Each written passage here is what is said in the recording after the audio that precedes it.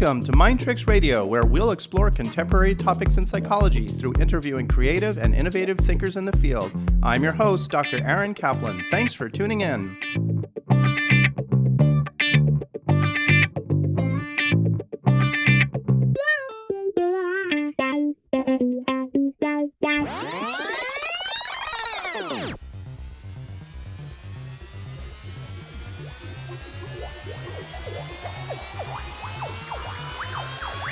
Today's episode takes us into some pretty fascinating and maybe even a little controversial territory.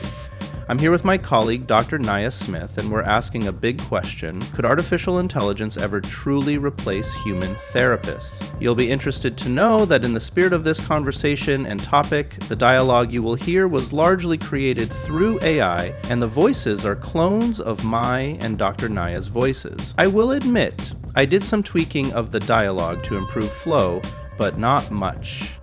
But first, a bit about my guest, Dr. Nya Smith, a nationally recognized clinical psychologist, author, and thought leader in the field of cognitive behavioral therapy. Dr. Smith earned her doctorate in clinical psychology from the University of Michigan and went on to establish a thriving practice in Seattle, where she currently resides. She is the founder and director of the Cascade Institute for Cognitive Therapy, a multidisciplinary center focused on the advancement and ethical delivery of evidence-based psychological treatments. Dr. Smith's work sits at the intersection of science and relationship. While she is a fierce advocate for empirically grounded methods of CBT, she is equally passionate about the therapeutic alliance and its pivotal role in treatment outcomes. Her research has helped shape how clinicians integrate structured interventions with the nuanced human elements of healing. She's the author of several widely read books on therapy and cognitive science, including the acclaimed The Space Between Us, Alliance, Attunement, and the Science of Change, which explores how trust and presence transform even the most structured therapeutic approaches. In recognition of her contributions to the field, Dr. Smith received the National Award for Clinical Excellence in Behavioral Health in 2021. And as a fun aside, when she's not in the therapy room or writing, she's also a nationally ranked fencing champion. Born and raised in New York City, she brings a rare combination of rigor, curiosity, and grit to everything she does.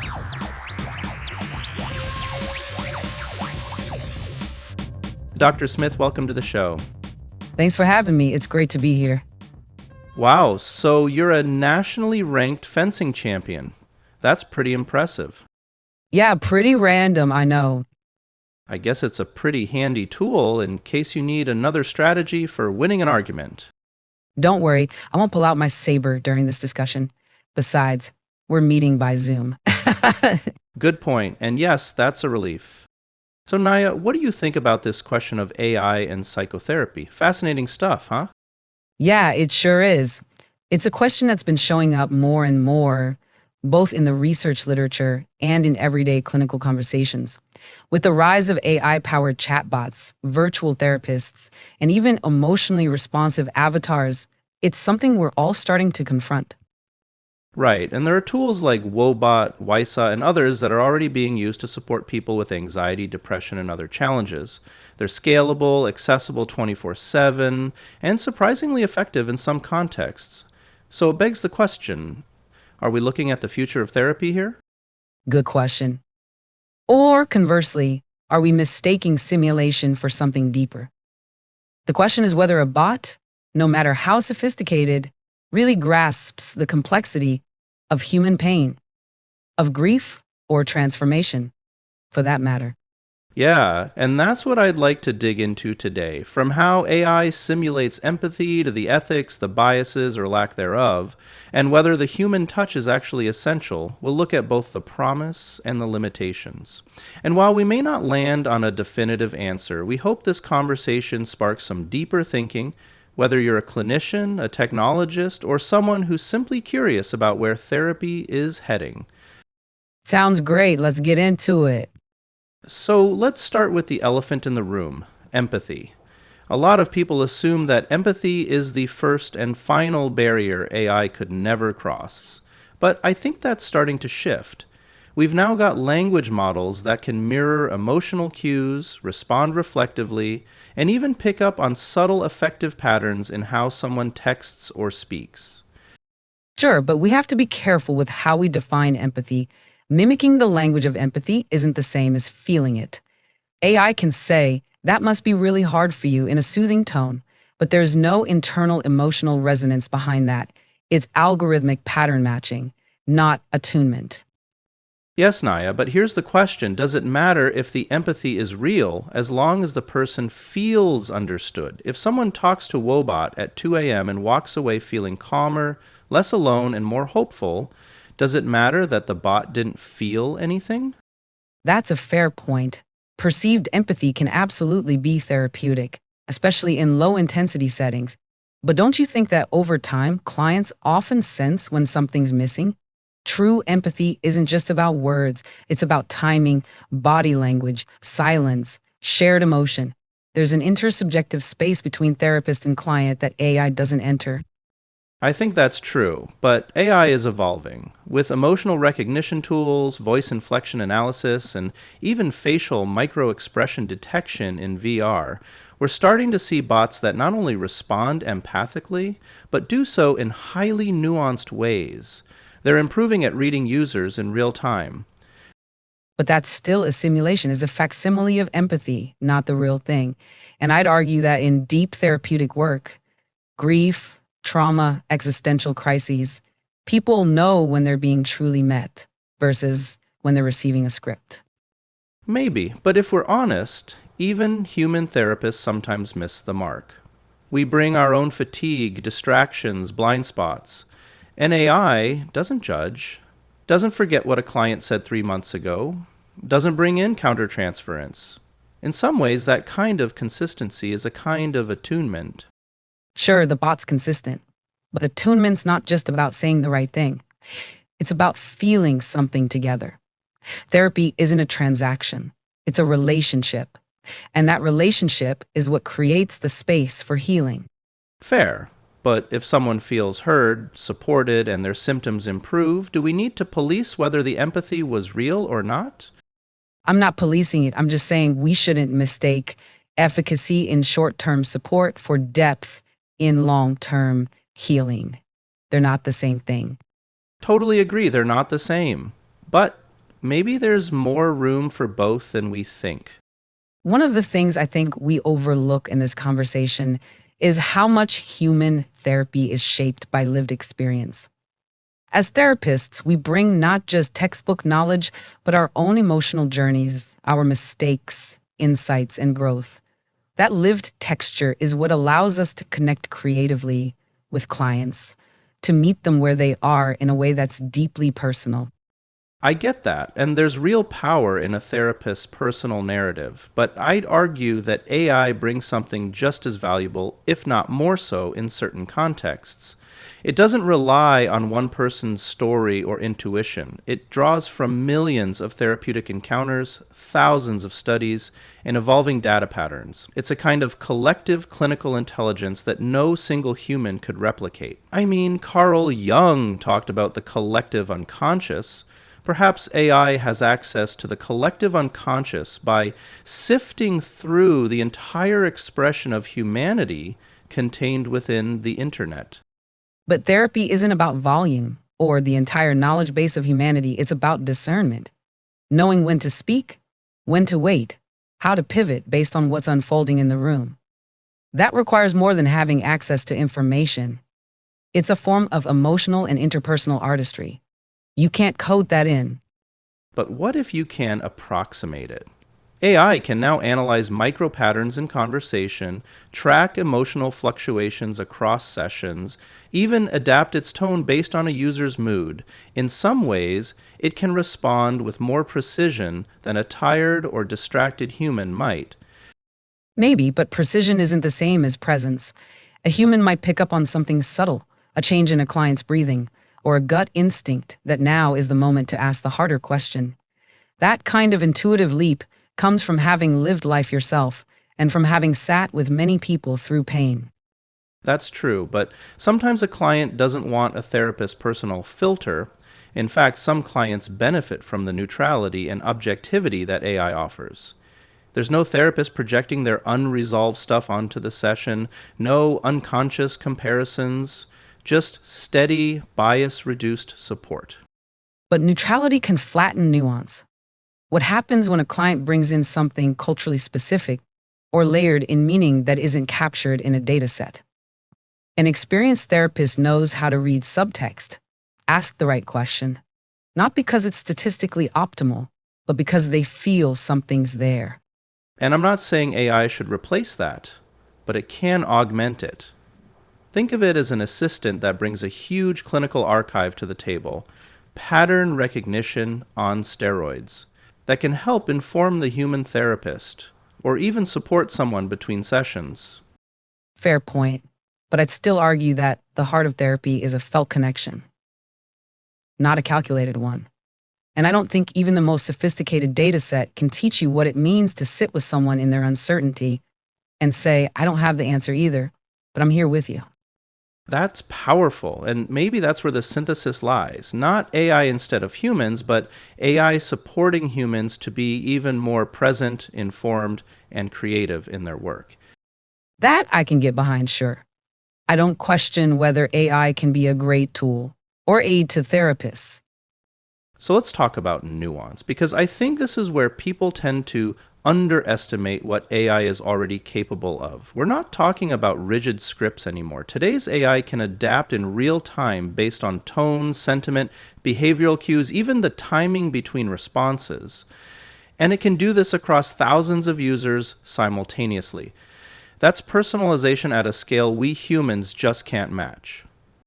I don't disagree that AI is getting more adaptive, but therapy isn't just about reacting to input. It's about knowing when not to follow the script, knowing when to pause, to let silence hang, or when to throw out the usual approach because this client needs something completely different. That kind of improvisational flexibility is something humans learn through years of lived clinical experience. True, but let's also remember that many therapy models are structured. Cognitive behavioral therapy, for example, follows fairly predictable patterns. That makes it ideal for AI integration. And we've seen that AI can personalize these patterns based on user data, like adjusting the pacing, changing the metaphors, even adapting the language to different learning styles. It's true. Some protocols are more structured. But even in CBT, there's always the unexpected moment. A client brings in a metaphor you've never heard or spirals into a memory you hadn't anticipated. The best therapists pivot, not just logically, but emotionally. They sense when to press and when to back off. Can AI do that? Or is it just getting better at sounding like it can? I think it's starting to do more than just sound responsive. We've seen AI that adjusts not just to content, but emotional cadence, shifting tone depending on distress levels, looping back to previous topics the user dwelled on. That's a kind of nuance, even if it's not embodied. But nuance isn't just linguistic. It's contextual, it's historical, it's felt. A therapist might remember something a client said 5 sessions ago, not because it was flagged in a data set, but because it hit them viscerally. That moment becomes part of the shared therapeutic memory. Can a bot form that kind of memory with a person? Maybe not in the same way, but AI can track longitudinal themes better than most therapists could recall unaided. It can highlight patterns, flag emotional inconsistencies, even surface blind spots we might miss. Helpful, yes, but not equivalent. I'd argue that real nuance in therapy comes from intuition that's not always rational. A hunch, a gut feeling, a response that doesn't fit the algorithm but turns out to be exactly what the client needed. But that kind of intuition isn't magic. It's pattern recognition based on experience, and that's precisely what AI is good at, just on a different scale. Agreed. But the how matters. AI recognizes patterns statistically. Therapists recognize patterns relationally. One is based on data points, the other is based on presence. Maybe the future lies in blending those strengths. AI's precision with the human ability to bend the rules at just the right moment. Yes, again, I'm all for the idea of using AI to enhance the therapeutic experience. So, sure. Hey, let's shift into the ethics. Because no matter how promising AI might seem, we can't ignore the risks, especially around privacy, data use, and what I'd call the illusion of safety. If users believe they're engaging with something as competent and nuanced as a human therapist, but the system can't actually hold that complexity, we're walking into dangerous territory. I hear that, and transparency is key. Users should know exactly what they're interacting with, what the limitations are. But on the flip side, let's not forget that human therapists bring their own blind spots to the room. Countertransference, implicit bias, mood fluctuations, these things influence our work more than we'd like to admit. True. But that's also where supervision, self-reflection, and ethics training come in. We're accountable. And when we do recognize our biases or projections, we can talk about them, repair ruptures. And AI can't do that. It can't own its limitations. No, but it also doesn't bring ego into the room. It doesn't get defensive. It doesn't over-identify with a client or misstep because it's reminded of its own trauma. In that sense, AI might be more ethically neutral, free from emotional baggage, free from projecting onto clients. But sometimes that baggage is what creates healing. Countertransference, if managed well, can actually be informative. It's a mirror of the client's inner world. And when a therapist notices their own reaction, they can use it to understand the dynamic in the room. AI doesn't have an inner world. It can't reflect in that way. That's fair, but I'd argue that AI's lack of subjectivity can be a strength, especially in settings where consistency and non-judgment are critical. Think of marginalized clients who've been misdiagnosed or dismissed by clinicians due to race, gender identity, or cultural background. AI, when designed responsibly, might actually reduce those disparities. I mean, haven't you ever had a patient come to you who's talked about his or her horror story with a previous therapist? Yes, that's true. Any profession contains professionals with their own serious problems. But I'll remind you, we can't assume that data-driven neutrality equals fairness. AI is trained on human data, and that data is often full of the same systemic biases. If we're not careful, we risk baking inequity into something that feels objective. Well, that's where design matters. Who builds the algorithms, what data they use, and whether there's ongoing oversight. I'm not suggesting AI is immune to bias, but it can be audited and refined in a way human intuition can't. Still, I worry about over-reliance. If people start trusting bots more than they trust humans, not because it's better, but because it's easier, we may lose something essential in the therapeutic process. Something that isn't about neutrality, but about vulnerability, messiness, and mutual growth. I don't disagree, but I think if we use AI as a tool, not a replacement, we can preserve that messiness while reducing some of the human error that's inevitable in therapy.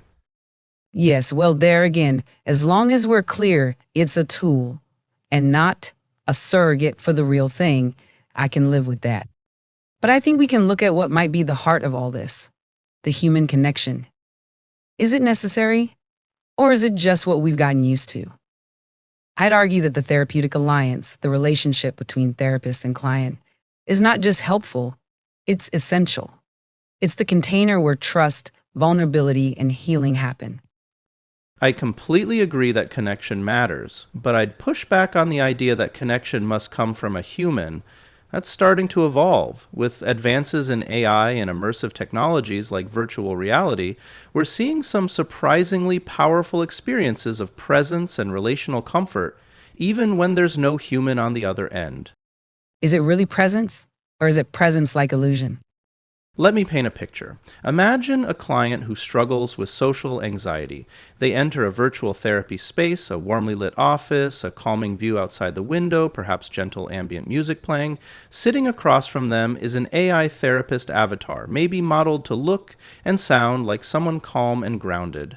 The client knows it's not a real person, but the setting feels real. The bot picks up on their tone, facial cues, even subtle markers of physiological stress like increased pupil dilation or microexpressions, and responds with empathy, adjusting its voice, its pacing. That experience can feel safe, contained, and deeply personal. But personal doesn't mean relational. It's immersive. Yes, and for certain types of exposure-based treatments, I can absolutely see the benefit. But that's a guided exercise, not a relationship. But isn't the boundary a bit fuzzier than that? Think of someone with a phobia, say a fear of public speaking. In a VR-based session, they're placed in a virtual auditorium with an audience that shifts in size and responsiveness. The AI therapist, maybe still in that warm, cozy office, coaches them through it in real time, helping regulate their breathing, offering encouragement, and tracking progress. That's not just exposure, it's therapeutic co-regulation. Sure, and that's exciting. Exposure therapy in VR has been used for everything from PTSD to flying anxiety. It's a powerful modality. But the relationship, the real-time mirroring that happens in a human therapist's presence, is something I still think we underestimate. A bot might coach you through fear, a human might sit with you in it. But what if the bot is sitting with you in it too? Visually, audibly, emotionally responsive. For some clients, especially those who fear judgment or struggle with interpersonal trust, an AI presence might actually feel safer. There's no social risk, no facial micro-reaction they misinterpret, no worry that they're being secretly judged. That's fair, and I think you're right. There are people who find that kind of neutrality reassuring. But what happens when they're ready to practice connection with actual humans? That's often the therapeutic goal. To build real-world relational capacity, not just regulate in isolation. Of course, but I'd say VR plus AI can be a stepping stone. It lets people rehearse emotional engagement in a lower stakes setting, and the environments themselves can be customized. Picture a client with agoraphobia doing graduated exposure in a virtual grocery store while receiving soothing, real-time coaching from their AI therapist. Or someone grieving, sitting together with a bot in a serene memory garden where they talk through unresolved emotions. It's compelling. And as a tool, I think it holds enormous potential. But we have to be vigilant. There's a risk of people retreating into these digital comfort zones and never transferring their growth into the messy, unpredictable realm of human relationships. And I'd say that depends on how we use the tech. With thoughtful integration, VR and AI could help clients build toward that complexity rather than avoid it. Agreed, but only if the human touch remains part of the scaffolding. We can't let the simulation replace the encounter.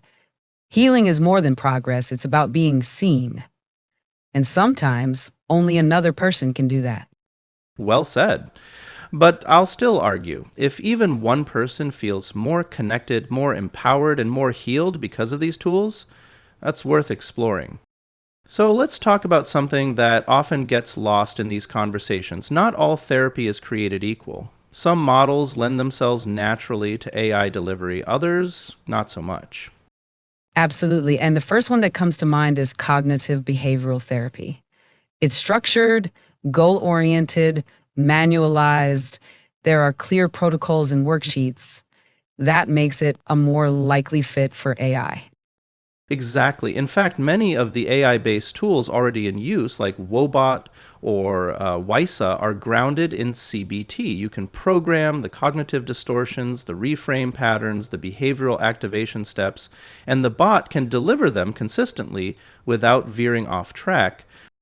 And for people dealing with mild to moderate anxiety or depression, that might be all they need. It's scalable, cost-effective, and surprisingly empowering for self-guided work. But once we start moving into deeper waters, psychodynamic or psychoanalytic work, AI begins to lose traction. Right, I agree. I mean, I primarily practice CBT, but just arguing on behalf of my psychodynamic colleagues, the AI therapist might be a harder sell. They would probably argue that when you're working with transference, unconscious material, early attachment trauma, that's a different level of complexity.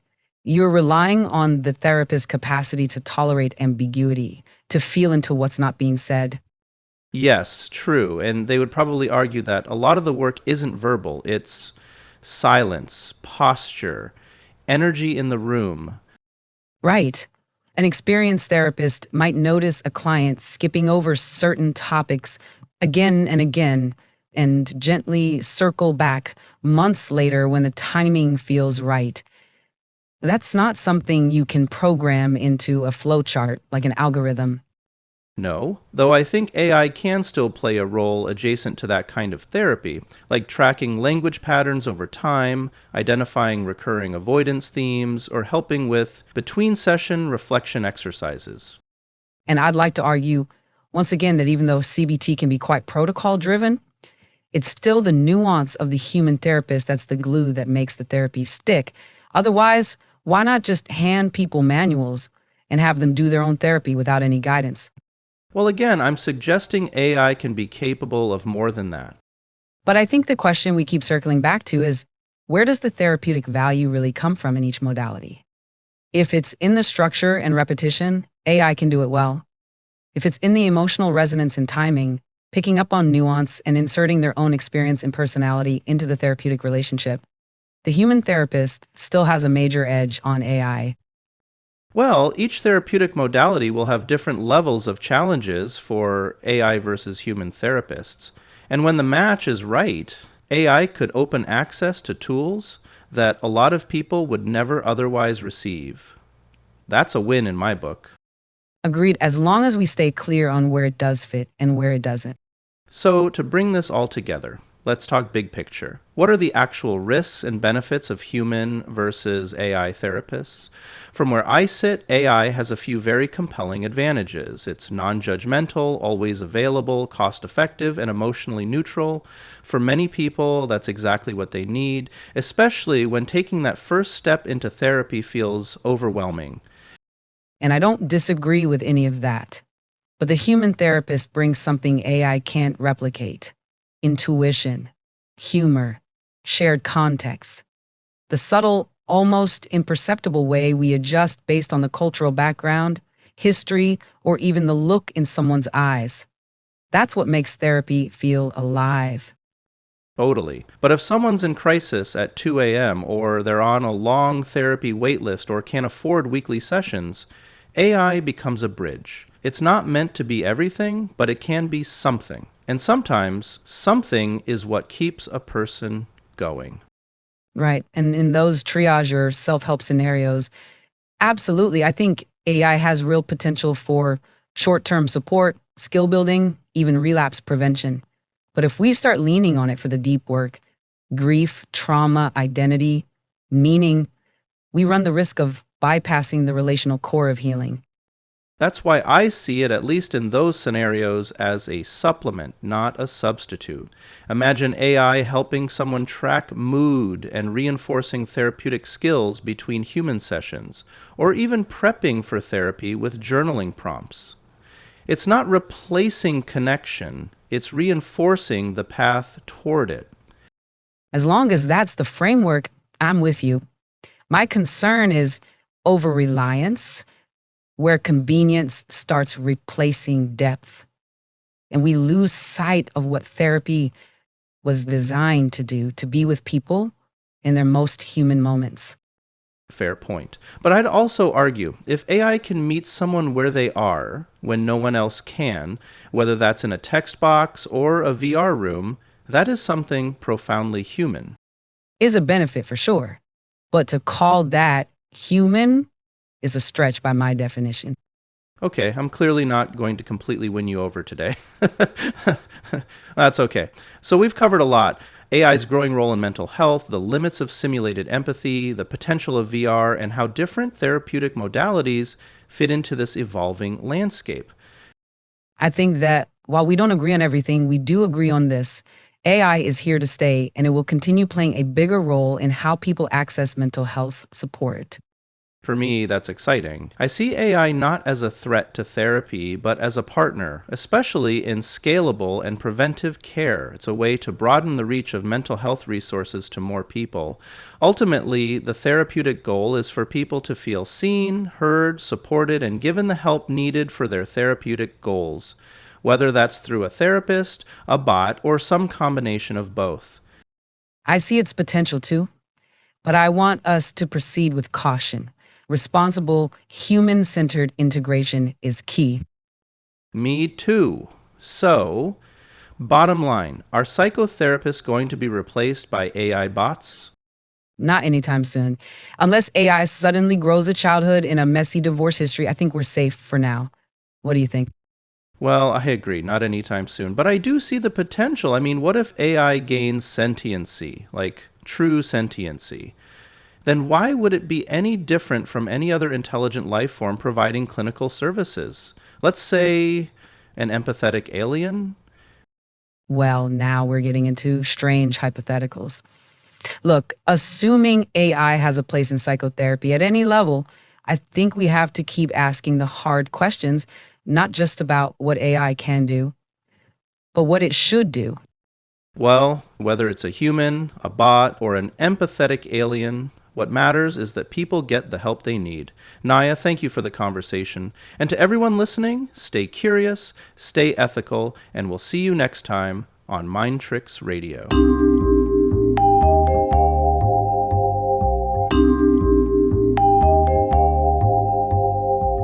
Thank you for listening to MindTricks Radio. I hope you have enjoyed the program. For more information about MindTricks, you can go to my website, www.waikikihealth.com. Be sure to subscribe to MindTricks on your preferred podcasting host to be notified of new episodes of MindTricks. Please take some time to give MindTricks a good rating and review wherever you are listening. It really helps get the word out to new listeners.